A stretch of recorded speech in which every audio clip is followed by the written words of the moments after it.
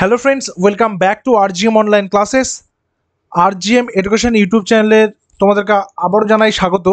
তো আজকে যেটা কথা বলছি, যারা আপার প্রাইমারির প্রিপারেশন নিচ্ছ, যারা প্রথমবার আপার প্রাইমারি পরীক্ষা দেবে এবং জানো না যে টেট এক্সাম যেটা আছে সেই টেট এক্সামে কী কী টপিক রয়েছে, কোন কোন টপিকগুলো পড়তে হবে সাবজেক্টস থেকে, আজকে সেটার বিস্তারিত আলোচনা করব। অর্থাৎ লাস্ট টাইম যে আপার প্রাইমারি টেটের সিলেবাসটা দিয়েছিল, সেই সিলেবাসে যেই বিষয়গুলো দেওয়া ছিল এবং সেই বিষয়গুলো নিয়েই কিন্তু আজকের এই ক্লাসটা।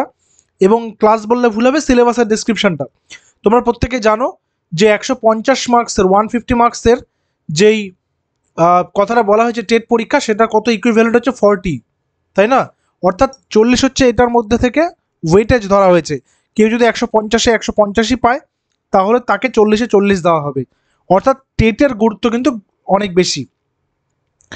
এখানে serial number 1, serial number 2, serial number 3, এই তিনটে সাবজেক্ট হচ্ছে সবার জন্য কম্পালসারি। অর্থাৎ যে সায়েন্স ব্যাকগ্রাউন্ডে রয়েছে এবং যে আর্টস ব্যাকগ্রাউন্ডে রয়েছে, তাদের প্রত্যেকের জন্য এই 90 মার্কস, 30-30-30 করে এই 90 মার্কস, এটা সবার জন্যই সেম। 90-এর মধ্যে রয়েছে কি শিশু বিকাশ, শিশু বিজ্ঞান, মানে যেটাকে আমরা বলে থাকি চাইল্ড ডেভেলপমেন্ট পেডাগজি, সিডিপি, প্রথম ভাষা বেঙ্গলি, দ্বিতীয় ভাষা ইংলিশ। এবার যারা যারা সায়েন্সের রয়েছে, এই সায়েন্স আর আর্টসটা কী করে নির্ধারিত হবে ভালো করে বুঝবে। গ্র্যাজুয়েশনে যার যার যেরকম সাবজেক্টসের কম্বিনেশন ছিল সেই অনুপাতেই তারা কিন্তু নেবে। গণিত এবং বিজ্ঞান হচ্ছে সায়েন্সের জন্য, সমাজবিদ্যা মানে এসএসটি সেটা হচ্ছে আর্টসের জন্য। এবার এই টপিকগুলো থেকে কোন কোন এই সাবজেক্টস থেকে কোন কোন টপিক রয়েছে সেই টপিকগুলোর আজকে আলোচনা করবো এই ভিডিওতে, তাহলে তোমাদের প্রস্তুতি নিতে সুবিধা হবে। একটা কথা বলে রাখি, গ্র্যাজুয়েশনে কীরকম মনে করো, তুমি এইচএসে তোমার কম্বিনেশন ছিল সায়েন্স, মানে তুমি নিয়েছিলে ফিজিক্স, কেমিস্ট্রি, ম্যাথস আর বায়োলজি। বাট তুমি যখন গ্র্যাজুয়েশনে ভর্তি হলে তুমি ইংলিশ অনার্স নিয়ে নিয়েছো, ঠিক আছে? এবং ইংলিশ অনার্স নিয়ে নেওয়ার পরে তোমার পাশে সাবজেক্ট ছিল হিস্ট্রি বা অন্যান্য সাবজেক্টস, তুমি কিন্তু তার সায়েন্সে থাকলে না, তুমি কিন্তু আর্টসে চলে আসলে, তাহলে তোমার কিন্তু এখানে এসএসটি হবে। অর্থাৎ এইচএসে আমরা কি পড়েছি না পড়েছি তার কিন্তু গুরুত্ব নেই। গ্র্যাজুয়েশনে আমার সাবজেক্টস কম্বিনেশন কী ছিল, আমি কি সায়েন্সের সাবজেক্টস পড়েছি নাকি আর্টসের, সেই হিসাবে কিন্তু হবে।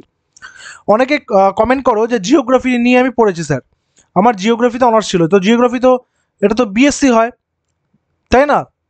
বিএসসি হয়, এটা তো বিয়ে হয় না, কিন্তু তবুও এটাও কিন্তু আর্টসের মধ্যে ধরবে সমাজবিদ্যা, কারণ এসএসটির মধ্যে হিস্ট্রি, জিওগ্রাফি, পলিটি রয়েছে। তাহলে মোট 150 মার্কসের মধ্যে 90 মার্ক তো এগুলো হচ্ছে সবার জন্যই সমান থাকবে। বাকি যারা সায়েন্সের রয়েছে তাদের জন্য গণিত এবং বিজ্ঞান থেকে থাকবে 60, যারা আর্টসের রয়েছে তাদের এসএসটি থেকে থাকবে 60, ঠিক আছে? তো এই হচ্ছে 150 মার্কের পরীক্ষা। এবার হচ্ছে প্রথমে যেটা আমাদের সাবজেক্টস সিডিপি রয়েছে।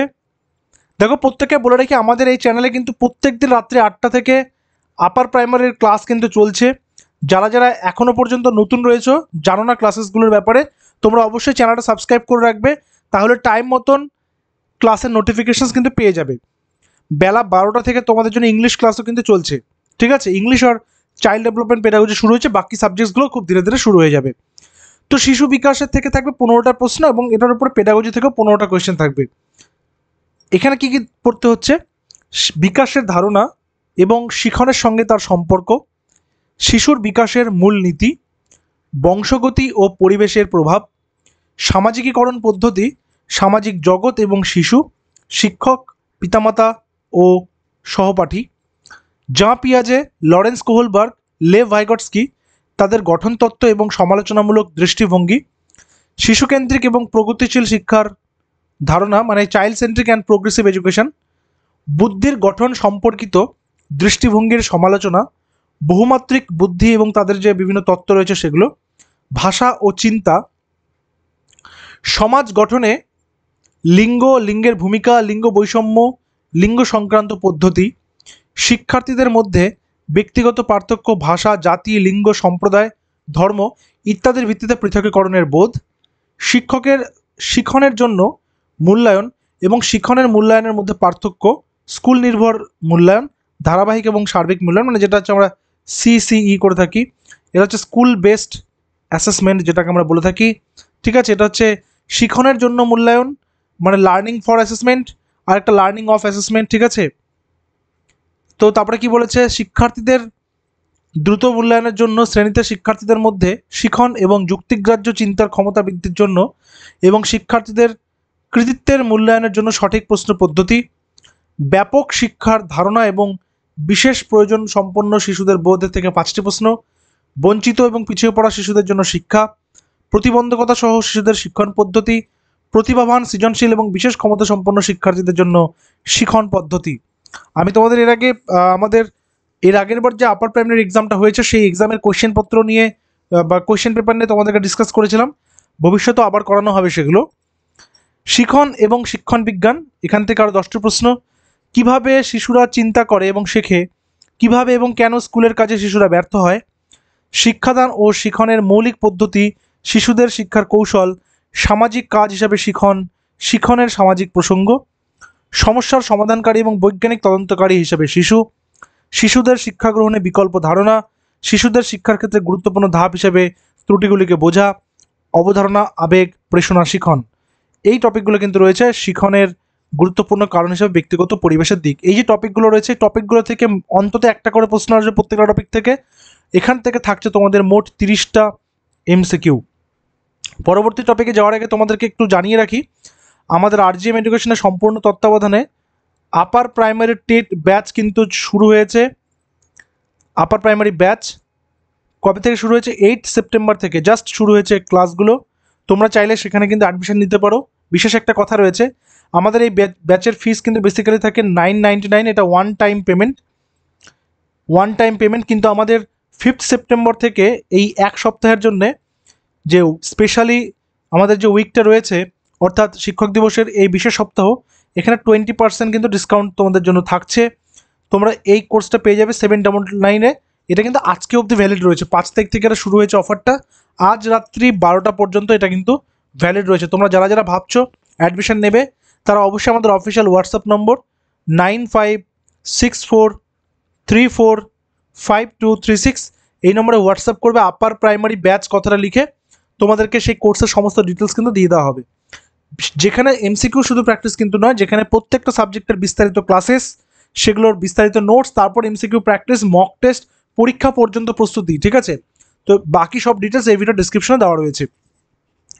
আচ্ছা, সিডিপি থেকে আলোচনা করার পর পরবর্তী যে আমাদের রয়েছে টপিক রয়েছে, সেটা হচ্ছে প্রথম ভাষা সিলেবাস। আচ্ছা, এখানে বললাম যে সবার বাংলা হবে তা কিন্তু নয়, এখানে মোট 8টা ভাষা থাকে। 8টা ভাষার মধ্যে যে কোনো একটা সিলেক্ট করতে হবে। মোস্ট অফ দ্য স্টুডেন্টস যেহেতু বাঙালি, সেই কারণে বাংলাটাই তাদের প্রথম চয়ন হবে, সেই কারণে বাংলাটাই এখানে রাখা হয়েছে। অজানা পাঠ মানে কি, মানে আনসিন প্যাসেজ আমরা যেটাকে বলি। ঠিক আছে, 2টা পরিচ্ছেদ থাকবে। গতবার ছিল কি, একটা কবিতা একটা গদ্য। ঠিক আছে, একটি গদ্যটি সাহিত্য বিজ্ঞান সংক্রান্ত বর্ণনাত্মক অথবা অপ্রাসঙ্গিক সম্বন্ধীয় হতে পারে, অথবা নাটক হতে পারে। একটা কবিতা থাকবে এবং তা থেকে বোধ পরীক্ষণের প্রশ্ন, সিদ্ধান্ত ব্যাকরণ, শব্দ ব্যাকরণ বা শব্দ ব্যবহার সংক্রান্ত প্রশ্ন হতে পারে। এটাতে থাকবে 15, আনসিন থেকে থাকছে 15। আচ্ছা, এবার এটার উপরে থাকবে পেডাগজি। কীরকম? শিখন ও অর্জন, ভাষা শিখনের মূল নীতিসমূহ, শোনা ও বলার ভূমিকা, ভাষার কার্যাবলী এবং কিভাবে শিশুরা ভাষাকে ব্যবহার করে, বিশ্লেষণমূলক দৃষ্টিভঙ্গিতে ভাষা শিখন এবং লেখার ভূমিকার মূল্যায়ন, বিভিন্ন শ্রেণীতে ভাষা শিক্ষার ঝুঁকি, ভাষার সমস্যা, ভুলভ্রান্তি এবং অসামঞ্জস্য, ভাষার দক্ষতা, ভাষার বোধ পরীক্ষার মূল্যায়ন এবং দক্ষতা, কথা বলা, শ্রবণ করা, পড়ালেখা, শিক্ষা সহায়ক উপকরণ, পাঠ্যপুস্তক, মাল্টিমিডিয়া, বহুবিধ সম্পদ, সংশোধনী শিখন। এই সমস্ত কিছু কিন্তু থাকছে ভাষা থেকে, এবং এই টপিকগুলোরই ইংরেজি ভার্সন থাকবে ইংলিশেও। ঠিক আছে, সেম টু সেম, দ্বিতীয় ভাষা ইংলিশ। এখানেও 2টো আনসিন প্যাসেজ থাকছে, একটা প্রোজ একটা পোয়েট্রি। গতবার কিন্তু পোয়েট্রি থেকে ফিউটিলিটি এসেছিল, উইলফ্রেড আওয়ানের একটা কবিতা, এখানে আমরা আলোচনা করেছি, আমাদের ক্লাস দেওয়া রয়েছে এগুলো নিয়ে। এখানেও সেম টু সেম থাকবে 2টো প্যাসেজ, মানে একটা কবিতা একটা গদ্য, সেখান থেকে প্রশ্নোত্তর। এবং পেডাগজির ক্ষেত্রে কী থাকছে? Learning and acquisition, English pedagogy, principles of learning teaching, so language teaching, role of listening and speaking, critical perspective on the role of grammar in learning language, challenges of teaching language in diverse classroom, language difficulties, errors and disorders, language skills. এছাড়া কি রয়েছে? approaches, methods and techniques of teaching English, evaluating language comprehension and proficiency, speaking, listening, reading and writing, teaching learning materials TLM, যেমন text book, multimedia multilingual resources two be used in classroom teaching, remedial teaching. ঠিক আছে, আচ্ছা এবার আছে কি গণিত এবং গণিতের সিলেবাস কী রয়েছে যাদের সায়েন্সের রয়েছে, যারা সায়েন্সের এইটা কিভাবে পৃথকীকরণ হবে, গ্র্যাজুয়েশনে যাদের যেটা সাবজেক্ট কম্বিনেশন ছিল, গ্র্যাজুয়েশনে যাদের সাবজেক্ট সায়েন্স ছিল তারা নেবে সায়েন্স আর ম্যাথস, যাদের আর্টস ছিল তারা নেবে এসএসটি। বোঝা গেছে? তো এখানে গণিত রয়েছে, গণিতের থেকে 30টা প্রশ্ন, তার মধ্যে টপিক ওয়াইজ থাকবে 20টা। কী কী থেকে থাকবে? বাস্তব সংখ্যাতত্ত্ব, বীজগণিত, জ্যামিতি, পরিমিতি, ডেটা হ্যান্ডলিং, এগুলো টপিক রয়েছে, এখান থেকে থাকবে 20টা প্রশ্ন। আর গণিতের যেগুলো পেডাগজি রয়েছে সেখান থেকে থাকবে গণিত শিক্ষার প্রকৃতি, বৈশিষ্ট্য, তাত্ত্বিক দিক, প্রাথমিক পর্যায়ে গণিত শেখানোর লক্ষ্য উদ্দেশ্য, গণিত শেখার প্রাসঙ্গিক পাঠ্যক্রম সম্পদ, গণিত শিক্ষক ও শিক্ষণ শেখার পদ্ধতি এবং পদ্ধতি, শিক্ষাগত বিষয়বস্তুগত জ্ঞান, গণিত শেখার মূল্যায়ন, গভীর ধারণার উপর ভিত্তি করে গাণিতিক সমস্যা প্রয়োগের উপর ভিত্তি করে শিক্ষণ ক্ষমতাকে ন্যায্যতা দিতে শিক্ষাগত সমস্যা সম্পর্কিত। এবং বিজ্ঞান থেকে 30টা, মানে মোট যেহেতু 60 রয়েছে এখানে সায়েন্স আর ম্যাথস থেকে, তাই 30টা ম্যাথস থেকে, 30টা থাকবে তোমার কি থেকে, 30টা থাকবে গণিত থেকে। ঠিক আছে, আচ্ছা বিষয়বস্তু কি রয়েছে? খাদ্য, বাসস্থান, কাজ বিজ্ঞানের মধ্যে, চুম্বকত্ব, ধাতু, তড়িৎ, প্রাকৃতিক ঘটনা, আবিষ্কার। আচ্ছা এই পিডিএফটা কিন্তু আমি টেলিগ্রামে দিয়ে দেবো, টেলিগ্রামের লিঙ্ক যে ডিসক্রিপশনে দেওয়া রয়েছে তোমরা সেখান থেকে জয়েন হয়ে যাবে। বিজ্ঞান পেডাগজির মধ্যে এই টপিকগুলো কিন্তু রয়েছে। সমাজবিদ্যার মধ্যে কি থাকছে? সমাজবিদ্যার মধ্যে সবার প্রথমে থাকছে হিস্ট্রি। হিস্ট্রির মধ্যে কি, কখন কোথায় কিভাবে প্রথম সমাজ, কৃষি পশুপালন, প্রথম শহর, প্রাচীন রাজ্যসমূহ, নতুন ধারণার উদ্ভব, প্রথম সাম্রাজ্য, দূরবর্তী দেশসমূহের সঙ্গে সংযোগ, রাজনৈতিক উন্নয়ন, খ্রিস্টীয় বিজ্ঞান, নতুন রাজা এবং তার সাম্রাজ্য, দিল্লি সুলতান, স্থাপত্য শিল্প। ঠিক আছে, সাম্রাজ্যের উত্থান, সামাজিক পরিবর্তন, আঞ্চলিক কৃষ্টিসমূহ, কোম্পানির শক্তির প্রতিষ্ঠা, গ্রাম্য জীবন এবং সমাজ ব্যবস্থা, উপনিবেশ উপজাতি সংস্থা, 1857 থেকে 58 বিপ্লব, নারী সংস্কার, জাতি বর্ণ প্রথার বিরুদ্ধে প্রতিবাদ, জাতীয় আন্দোলন, স্বাধীনতার পর ভারতবর্ষ। এগুলো থেকে থাকবে 30টা কোয়েশ্চেন। জিওগ্রাফি থেকে কি কি থাকছে? সমাজবিদ্যা, গ্রহ, সৌরজগৎ, গোলক, সামগ্রিকভাবে পরিবেশ, বায়ু, জল, মানবিক পরিবেশ, সম্পদ, কৃষিকাজ ইত্যাদি। মানে ক্লাস 6 থেকে শুরু করে ক্লাস 8 পর্যন্ত যে স্কুলে বইগুলো পড়ানো হয়ে থাকে ওই বইগুলোর বাইরে থেকে কিন্তু আগেরবার প্রশ্ন হয়নি, ওই বইগুলো থেকেই ছাপিয়ে দিয়েছে প্রশ্ন। তো ওগুলো ভালো করে দেখতে হবে। সামাজিক এবং রাজনৈতিক জীবনের মধ্যে বৈচিত্র্য, সরকার, স্থানীয় সরকার, জীবন গঠন, গণতন্ত্র, রাজ্য সরকার, মাধ্যম উপলব্ধিকরণ, লিঙ্গগত বৈষম্য, সংবিধান, সমস্ত সংসদীয় বিচার ব্যবস্থা ইত্যাদি।